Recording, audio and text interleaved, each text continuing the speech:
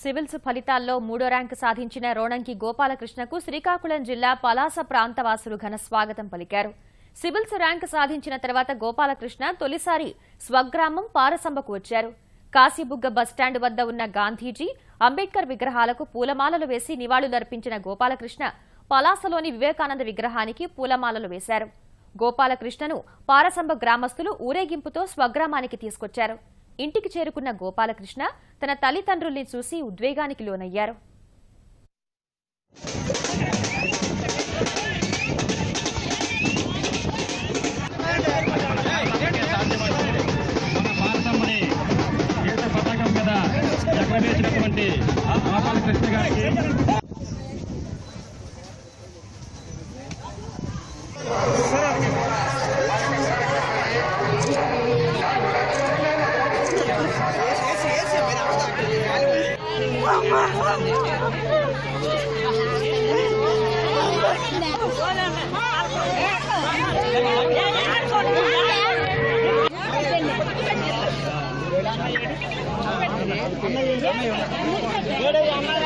Gracias.